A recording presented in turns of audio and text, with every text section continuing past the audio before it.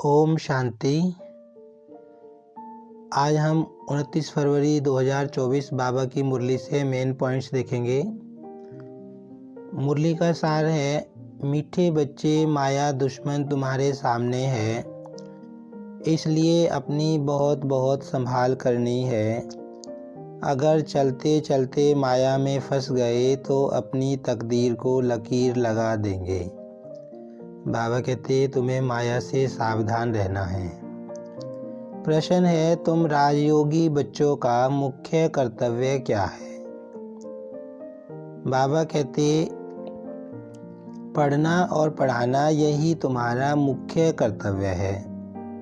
तुम हो ईश्वरीय मत पर। तुम्हें कोई जंगल में नहीं जाना है। घर गृहस्थ में रहते शांति में बैठ बाप को याद करना है। बाबा कहते तुम्हारा कर्तव्य क्या है? खुद पढ़ना है और दूसरों को पढ़ाना है। और बाबा कहते तुम्हें संन्यास लेकर बाहर जंगल में जाने की जरूरत नहीं है। अपने घर में ही रहकर शांति में बैठ बाबा को याद करना है। अलफ और बे, इन्हीं दो शब्दों में तुम्हारी सारी पढ़ाई आ जाती है।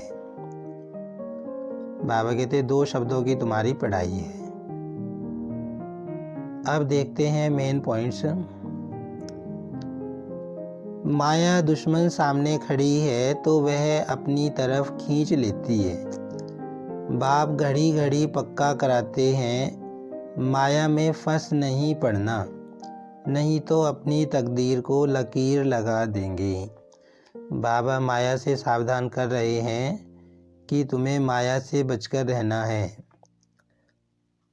बाबा कहते कि एक बाप ही है जो तुम बच्चों से पूछ सकते हैं कि तुम आगे कभी मिले थे बाबा से। बाबा कहते और किसी को ये बात पूछनी नहीं आएगी कि इस कल्प में तुम पहले या पिछले कल्प में तुम कभी बाबा से पहले भी मिले थे क्या। बाबा कहते ये किसी को और को पूछना नहीं आएगा। बाबा ने कहा कि मैं ही आकर गीता का ज्ञान सुनाता हूँ और तुम सबको रावण की जेल से छुड़ाता हूँ।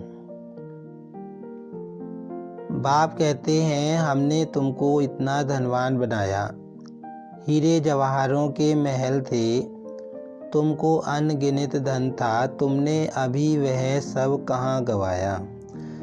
बाबा पूछ रहे हैं कि मैंने पिछले कल्प में तुमको इतना धनवान बनाया था, इतना मैं अनगिनत धन देकर गया था, तुमने वह कहाँ गवा दिया। बाबा कहते अभी तो तुम कंगाल बन गए हो, भीख मांग रहे हो। बाबा कहते हैं कि बच्चे तुम ही विश्व के मालिक थे, अब फिर तुमको विश्व का मालिक बनना है। कहा जाता है हीरे जैसा जन्म अमोलक कौड़ी बदले खोया रे। बाप कहते हैं तुम कौड़ियों के पिछाड़ी क्यों मरते हो। बाबा समझा रहे हैं कि तुम्हें कौड़ियों के पिछाड़ी बाबा का वर्षा नहीं गंवाना है।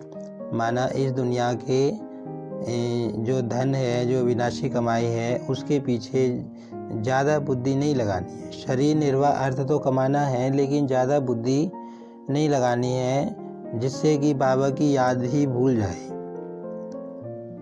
तुम राजयोगी बच्चों का मुख्य कर्तव्य है पढ़ना और पढ़ाना।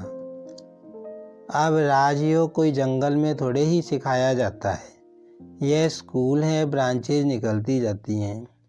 बाबा कहते अभी तुमको परमात्मा राजयोग सिखा रहा है और उसके लिए जंगल में जाने की कोई ज़रूरत नहीं है। बाबा कहते तुम यहाँ रहकर, अपने घर में रहकर पढ़ाई पढ़ सकते हो। बाप कहते हैं 5 विकारों का दान दो तो ग्रहण छूट जाएगा, मेरे बनो तो मैं तुम्हारी सब कामनाएं पूरी कर दूंगा।